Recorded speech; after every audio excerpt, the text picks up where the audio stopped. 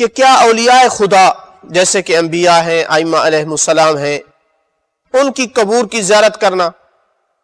ان کی خوشی کے دنوں میں خوشی منانا، ان کی مصیبت کے دنوں میں مصیبت اور غم کا اظہار کرنا جیسا کہ ہم کرتے ہیں، یہ ان ہستیوں کی عبادت تو شمار نہیں ہوتی؟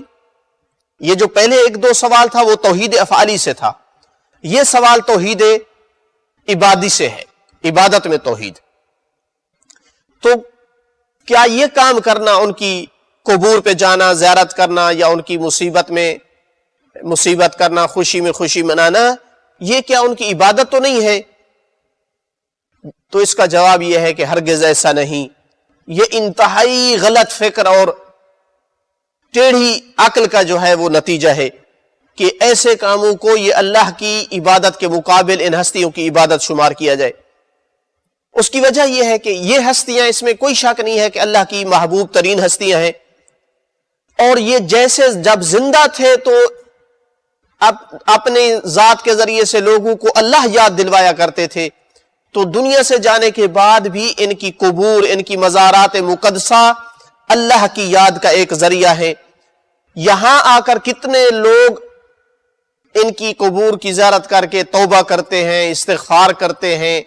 اللہ کی عبادت کرتے ہیں۔ یہ زمین کے وہ ٹکڑے ہیں جہاں سب سے بڑھ کر اللہ کی عبادت کی جاتی ہے، تو کتنی غلط فکر ہے کہ کوئی کہے کہ ان ہستیوں کی زیارت کرنا یہ اللہ کی عبادت کے ساتھ شریک کرنا ہے۔ تو لہٰذا اللہ تعالیٰ اپنے خاص بندوں کی تعظیم کو پسند کرتا ہے، اور ان کے ذریعے سے جب اللہ کو لوگ یاد کرتے ہیں تو اس کو بھی اللہ تعالیٰ پسند کرتا ہے۔ تو حقیقت یہ ہوا کہ ایک مسلمان جب ان کی زیارت کرتا ہے تو وہ اللہ کو راضی کرنے کے لیے کرتا ہے، وہ اللہ کی عبادت کر رہا ہے، ان کی عبادت نہیں ہے۔ ان کی زیارت کر کے وہ اللہ کو راضی کر رہا ہے، اللہ سے ان کی زیارت کے واسطے سے اپنے گناہ معاف کروانا چاہتا ہے۔ ارشاد باری تعالیٰ ہوا، اور جو اللہ تعالیٰ کی نشانیوں کی تعظیم کرتے ہیں تو یہ دلوں کے تقوی کی علامت ہے۔ تو اس میں کوئی شک و شبہ نہیں ہے کہ انبیاء اور ائمہ ہدی علیہم السلام اللہ تعالیٰ کی نشانیوں میں سے، بلکہ بڑی نشانیوں میں سے ہیں، اس وجہ سے کہ اللہ تعالیٰ کی خاطر ساری زندگی ان ہستیوں نے گزاری، اور دنیا سے جانے کے بعد بھی اللہ کی یاد کا سب سے بڑا ذریعہ ہے۔ لوگ ان کو یاد کرتے ہیں تو اللہ کو یاد کرتے ہیں، ان کی قبور پہ آتے ہیں تو اللہ کو یاد کرتے ہیں، ان کا ذکر کرتے ہیں، مصیبت میں مصیبت بپا کرتے ہیں تو اللہ کو یاد کرتے ہیں۔ تو اللہ کی نشانیاں ہیں۔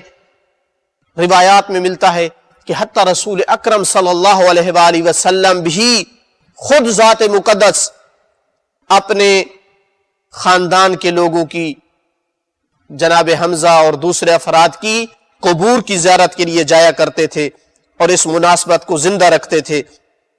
قرآن مجید میں ارشاد ہوا، ذکرہم بایام اللہ، اللہ کے دنوں کو یاد دلاؤ۔ ویسے تو سارے دن اللہ کے ہیں، لیکن کون سے دن ہیں جن کا قرآن حکم دے رہا ہے کہ اللہ کے دنوں کو یاد دلاؤ؟